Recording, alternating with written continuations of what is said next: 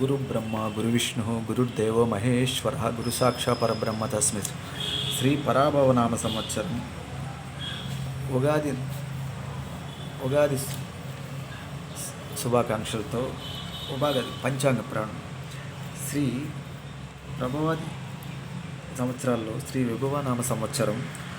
ఈ సంవత్సరం రాజు గురువు అయినాడు. నవగ్రహాల్లో 9 గ్రహాల్లో గురువు రాజుగాను, మంత్రి కుజుడుగాను, సేనాధిపతి ఆర్ఘ్యాధిపతి మరియు మేఘాధిపతి చంద్రుడు, సస్యాధిపతి మరియు నీరసాధిపతి శుక్రుడు, ధాన్యాధిపతి బుధుడు, రస్యాధిపతి గురుడు, సూర్యుడు, రాజాది నవగ్రహాల్లో 7 శుభులు అవటం వల్ల చాలా శుభకరంగాను ఈ సంవత్సరం అన్ని విధాలా చాలా బాగుంటుంది. సమస్తము జీవరాశులు సుఖంగా ఉంటాయి. పశు పాలకుడు అనేటువంటి వారు కూడా చాలా పాడి పంటలు సస్యక్షేమంగా ఉంటాయి, సమృద్ధి ఉంటుంది. ప్రజలకు సుభిక్షమైనటువంటి క్షేమారోగ్యాలు కూడా కలిగి ఉంటారు. మొత్తం 4 భాగాల్లో 3 భాగాలు వర్షం ఉంది. అంతే సంపూర్ణంగా మనకి జలాశయాలు అన్నీ కూడా నిండి మంచి పంటలు పండటానికి అవకాశం ఉంది. మంచి ధాన్యాలు బాగా పండుతాయి. అన్ని విధాలా కూడా చాలా మంచిది. అదేవిధంగా శ్రీ పరాభవనం సంవత్సరంలో కేతువు వల్ల దైవభక్తి కూడా పెరుగుతుంది. ఈ సంవత్సరం దైవభక్తి పెరగటం అన్ని విధాలా కూడా చాలా శుభంగాను శుభకరంగానే ఉంటుంది. ఎక్కువగా ఈ సంవత్సరంలో మనకి అన్ని విధాలా కూడా గవర్నమెంటు రాష్ట్రంలోను కేంద్రంలో కూడా చాలా సుభిక్షంగానే ఉంటుంది. ఆధిపత్యంగా 2 గ్రహాలు మాత్రమే పాపులు అవటం వల్ల దేశంలోనూ రాష్ట్రంలోనూ కూడా పరిపాలన ప్రజారంజకంగానే జరుగుతుంది. అన్ని రంగాల్లో కూడా అభివృద్ధి పదంలో ముందుకు వెళ్తాయి. సంక్షేమ పథకాలు కూడా సక్రమంగానే అమలు జరుగును. నూతన పరిశ్రమలు అనేకంగా నెలకొల్పబడతాయి. దేశీయ ఉత్పత్తి రంగంలో కూడా మంచి అభివృద్ధిని సాధించును. దేశమంతటా కూడా సోలార్ ప్రాజెక్ట్స్ లాంటివి పరిశ్రమలు కూడా ఎక్కువగా వస్తాయి, నెలకొల్పబడతాయి. ఇతర దేశాల నుండి అనేక మంది భారతదేశంలో పరిశ్రమలు నెలకొల్పుతారు. ఐటీ రంగంలోనూ సాఫ్ట్వేర్ విధంగా అన్ని విధాలా కూడా అభివృద్ధి ఉంటుంది. రియల్ ఎస్టేట్ వ్యాపారం కూడా, భవన నిర్మాణ రంగం కూడా చాలా మంచి అభివృద్ధిలో సాధించును. ప్రపంచం అంతటా కూడా ఆర్థిక మాంద్యం ఉన్నప్పటికీ కూడా భారతదేశంలో అది కనిపించే దాని ఎఫెక్ట్ మనకి అంతా బాగుంటుంది, అభివృద్ధి సాధించును. నూతనంగా అనేక రహదారులు నిర్మించడానికి అవకాశం ఉంది. రైల్వేలు మరియు అభివృద్ధిని సాధించును. రాజధాని నిర్మాణం పనులు కూడా బాగా చురుగ్గానే సాగుతాయి. ఈ సంవత్సరం ఎక్కువగా వర్షం కురిసి రాష్ట్రంలోని మంచి వర్షాలు కురియటం వల్ల కూడా నైరుతి ఈశాన్యంలో ఋతుపవనాలు కూడా సకాలంలోనే ప్రవేశిస్తాయి. అందువల్ల రాష్ట్రంలోని అన్ని విధాలా కూడా మనకి ఆహార ధాన్యాలు నిల్వలు కూడా అవసరానికి సరిపడ మించి కూడా ఉంటాయి. ఆసియా దేశాల్లో యుద్ధము అనివార్యమగును. ఆ యుద్ధాల్లో కూడా దానివల్ల మనకి దేశం మీదకి పెద్దగా ఎఫెక్ట్స్ ఏమి లేకుండా మనకి బాగానే అనుకూలంగా ప్రశాంతంగానే ఉంటుంది మన దేశానికి. కొందరు ప్రపంచమంతా కూడా దేశ ఖ్యాతిని చాటుతారు. అంతరిక్ష పరిశోధనలు కూడా ఇస్రో లాంటి సంస్థలు కూడా మనకి చాలా గుర్తింపును తీసుకొస్తాయి. ప్రపంచ ప్రఖ్యాతిగాంచే విధంగా ఉంది. పరిశోధనలు విజయవంతం అవుతాయి. కొండ చర్యలు విరిగిపడతాయి, అవకాశం ఉంది. రహదారులు మూతపడే విధంగా ఈ సంవత్సరం పిడుగులతో కూడిన అధిక వర్షాలు కూడా ఉంటాయి. వర్షాలు కురిసి నల్లరేగడి నేలలు కూడా బాగా పంటలు కూడా పండుతాయి. వరి, గోధుమ, మిర్చి, వాణిజ్య పంటలు, సుగంధ ద్రవ్యాలు కూడా మొక్కజొన్న, వేరుశనగ, నువ్వులు ఇటువంటి మంచి పంటలు కూడా బాగా ఫలిస్తాయి. పంటలు పండి మంచి ధరలు కలిగి ఉండుటచే రైతాంగం కూడా సంతోషంగా జీవిస్తారు.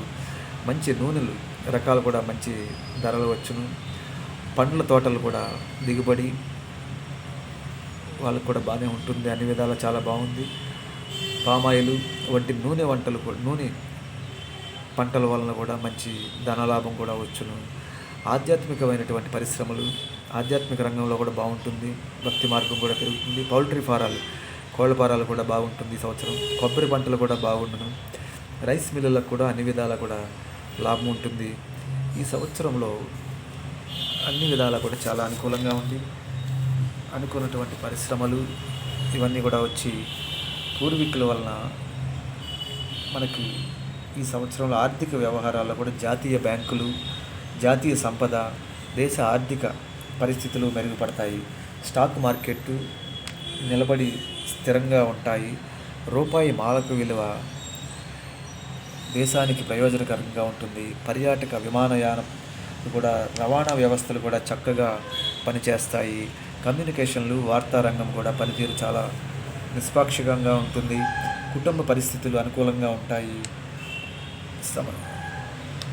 వస్తువులు కూడా నిల్వలు పెరుగుతాయి. గృహ నిర్మాణ రంగం కూడా పరిమితులకు కట్టుబడి ఉంటుంది. అక్రమ రవాణా కేసులు, అక్రమాలకు అడ్డుకట్టబడుతుంది.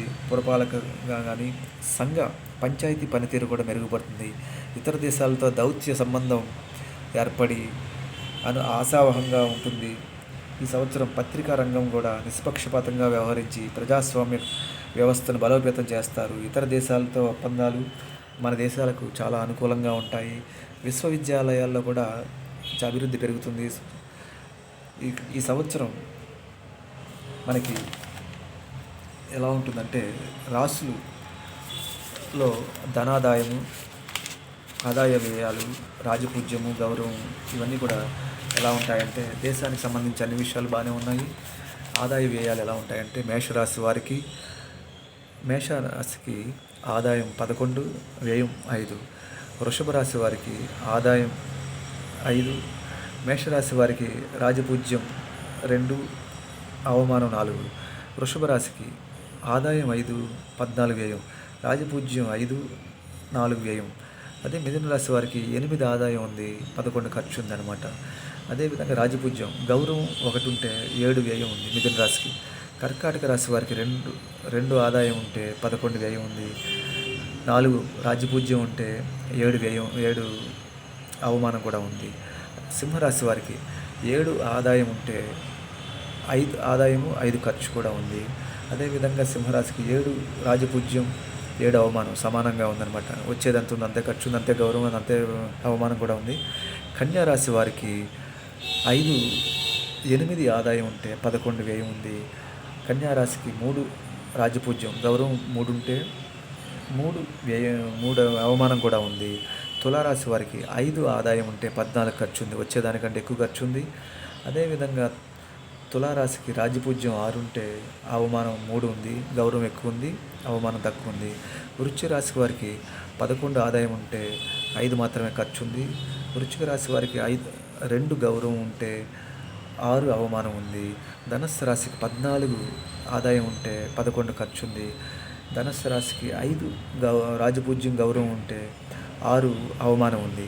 అదేవిధంగా కుంభరాశికి, మకర రాశికి 2 రాజపూజ్యం ఉంటే 2 ఆదాయం ఉంటే 8 వ్యయం, వచ్చేదానికంటే చాలా ఖర్చు ఉంది.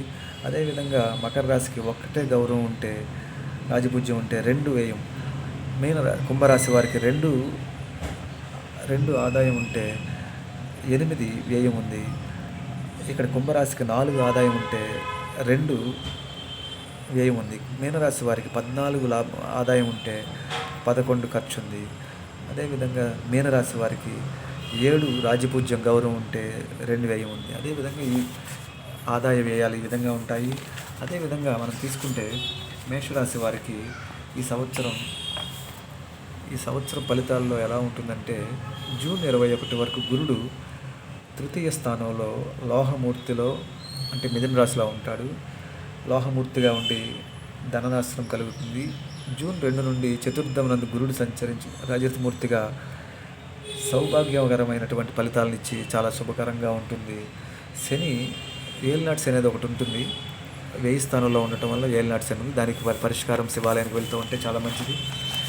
నెక్స్ట్ వృషభ రాశికి ఈ సంవత్సరం గురువు జూన్ 1వ తేదీ వరకు తామరమూర్తిగా సామాన్య ఫలితాలను ఇస్తూ, జూన్ 2వ తేదీ నుండి స్థానము గురుడు లోహమూర్తిగా ఈ ధననాశమును కూడా కలిగించును. అదేవిధంగా శని ఏలినాటి శని లేకపోయినా లాభస్థానంలో శని ఉండటం వల్ల దానివల్ల లాభం ఉంటుంది, కొంతవరకు మంచి ఫలితాలు ఉంటాయి. అదే మిథున రాశి వారికి గురువు జూన్ 1వ తేదీ వరకు జన్మస్థానంలో ఉన్న సువర్ణమూర్తిగా విశేష శుభ ఫలితాలను ఇచ్చే అవకాశం ఉంది. తదుపరి 2వ తేదీన ద్వితీయ స్థానం గురువు తామరమూర్తి సామాన్య ఫలితాలను ఇస్తాడనమాట. అదేవిధంగా శని రాజ్యస్థానంలో ఉండటం వల్ల కూడా అది కూడా మంచిది.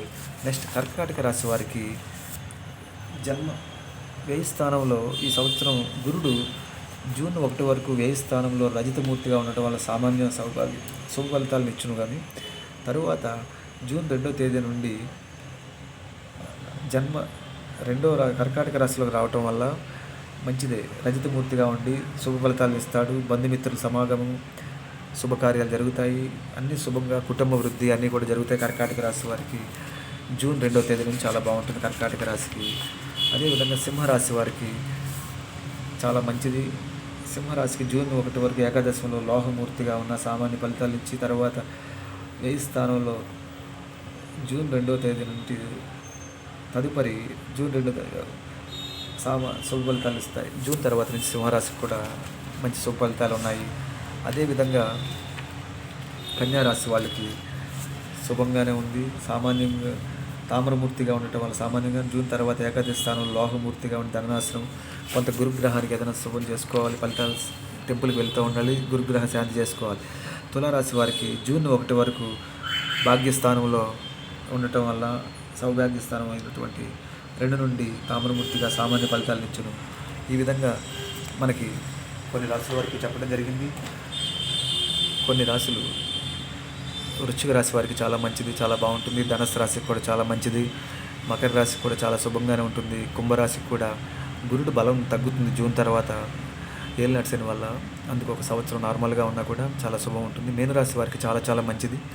గురుడు పంచమ స్థానంలో సంచరించడం వల్ల వారికి చాలా చాలా శుభం జరుగుతుంది. జీవితంలో ఎన్నో ఏలినాటి శని ఉన్నప్పటికీ కూడా గురుడు వల్ల చాలా మంచి జరుగుతుంది. శుభం భూయాత్. ఇప్పుడు ఈ సంవత్సరం శుభ ఫలితాలు ఇస్తాయని అందరికీ కూడా చాలా శుభం జరుగుతుంది. ఆ పరమేశ్వరుడు, వెంకటేశ్వరుడు దయ వల్ల అందరికీ ఈ సంవత్సరం 26 సంవత్సరం పూర్తిగా చాలా శుభకరంగాను, మంగళకరంగాను అందరూ ఆయుర ఆరోగ్యాలతో అందరూ ఉంటారని. శుభం భూయాత్. శుభం శుభం.